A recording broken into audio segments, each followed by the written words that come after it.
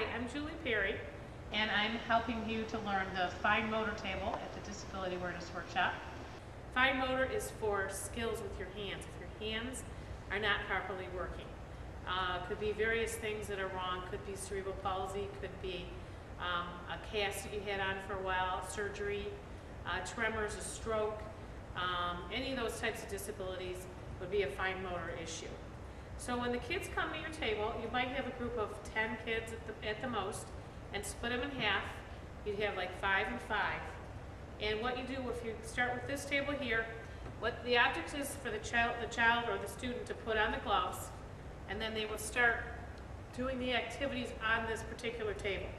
So, for example, I would put these on, have the child put them on, and then you would start having them do like the puzzles, zipping, buckling, tying, buttoning, and any of these latches here. Additionally, they can string beads on to this particular string. There's 2 sets of that. And also they can pick up these poker chips here, pretending that they would be like money. For example, if they were in a lunch line, drop their money, there's kids behind them, tell them to hurry, and they're trying to pick them up, and then they realize, well, they can't do that because now their hands aren't working like they used to. And just to give them an idea of what it would be like if you couldn't pick up your money after you dropped it. So that's pretty much the fine motor activities on this particular table. Then we step to another activity that's not fine motor, which is added onto this table because we didn't have room anywhere else. But it's important because we're pretending that we're shopping in a wheelchair. So what you would do is have the students sit down all the way on the floor, and they will pick up a reacher, and then they're going to pretend here's a basket, this is their shopping cart, and they would take the reacher and grab the food off the shelf, because remember, if you're in a wheelchair, you can't reach things up in the air and or up on the upper shelves. And put it in your cart, and then so they would fill their cart with all the food, and then say, of course, you have to pay for the food, right? So you got to take it out and put it on the checkout counter before you leave. So it kind of gives them an example of what they can do, put it in the cart, take it out of the cart, to get used to the reacher. Okay? And also tell them, you might want to build a little empathy into the student. Say, maybe if you see somebody in a wheelchair in the grocery store, you can always ask them if they need help. I think 95% of the time they would probably say, yeah. It's fine to ask and help out somebody that might need you to help them. Okay, then the other table that the kids would be at is another fine motor activities, but they're kind of combined fine motor and a little bit of things that aren't fine motor. I'll start at this end. These are some scissors, adaptive scissors, that somebody could be using if they had some issues with their hands.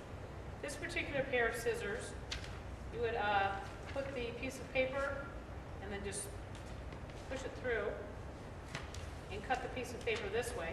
So if somebody had issues with opening and shutting their hand, they could use this type of a scissor. Another kind of scissor that's shown is easily opened. You have this band in the back, so it's easier and flexes open for the student. And it's easier to handle because it's got a larger opening. And then the third pair of scissors is supposed to have a spring here to open the scissors for you. So that would, again, be adaptive and easier to use. Now, each kit might have a little variation on the type of scissors shown. So each one's a little bit different. They're all going to be adaptive scissors that our kids can use. Now, some other things on this table either help you if you're disabled, some make you feel disabled. One thing that's going to make you feel disabled is this activity with pliers.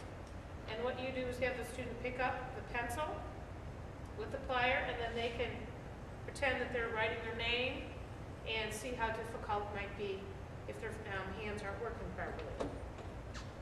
Some adaptive tools are some of these things. For example, here's a pen that's got a hole in it, and what they would do is stick their finger through here and write this way if somebody had problems with their fingers not working properly, and they can try that on a piece of paper here too, because we want this to be a hands-on environment for them. Use, touch, feel, do anything on these 2 tables so they can get a taste of what it would be like. The other thing is an adaptive pencil. Just remember, larger is bigger when you have hands that don't work real well. So this is a larger pencil for them to grab. Also, this is a larger object to hold on to. They can try all these on the paper. This, another larger object, and this can actually be strapped onto the hand too to hold it onto their hand.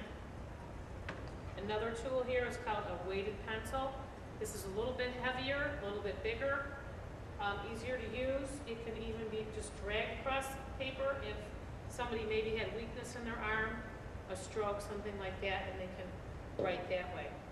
Another little adaptive tool that you might give somebody who's just learning to write, you know, these you can buy these anywhere, just to hold onto the pencil easier. Another activity, and this again is now one to make the child feel disabled a little bit in their hands. It's called the squiggle pen, and it should turn on and shake. And what the students should do is write on a piece of paper and see that when they're writing, obviously it's going to move and make a squiggle line, and therefore it's going to show them what it's like to have like tremors or the shakes or Parkinson's, any of that type of disability. Moving around the end, we have two things. One is called a weight vest, and this vest is it's got sand weights in the pockets. And what you would do is put this on the student in the classroom. Two disabilities it might be used for would be ADHD or possibly autism, where the student has difficulty staying in the chair and focusing. If you put a weighted vest on them, then they seem to be calmed down a little bit, want to stay in the chair, and just kind of gives them a sense of comfort almost. Sort of like a blanket you might wrap around your child when they're very small. Another use for this weight vest is if they had low tone in the trunk area, this could be used during the classroom time. It would help work some of those muscles and stimulate. The next thing is called a seat disc. This has got a little bit of air in it, and you can put it on the chair in the classroom for the student. Again, it might be for someone who's autistic or someone who's kind of hyperactivity, and what they would do is move around on the seat disc, which causes them not to want to move around the classroom. That way they can focus on the teacher and still get some activity in their seat. The next thing is a hand exerciser. And this would be, again, would be for someone with fine motor issues, maybe weakness in their hand. Their therapist would give them something like this that they can work on and strengthen the muscles in their hands.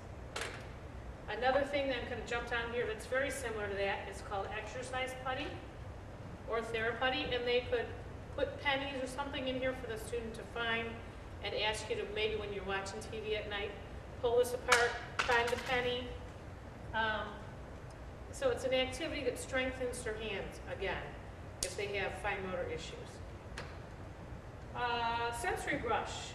This is a tool that we might use for someone that, one, has sensory issues. It's really not fine motor, but it's for someone that's maybe was born with sensitivity to things touching their skin. So you could brush this on them when they're younger, get them used to having things touch them. Another way it's used is for children that are autistic. It seems to help calm them down. It's almost like petting your dog when you come in from work or something. Just calm them down, just kind of brush it along their arms like this and calm them down. It's called a sensory brush. A couple more things. This is a page turner. This is a phone directory, which is often hard to turn. These pages are very thin. And this has a piece of like tacky glue right here, and they can turn the page this way to assist the person with a fine motor issue to turn the page of a book or a telephone directory.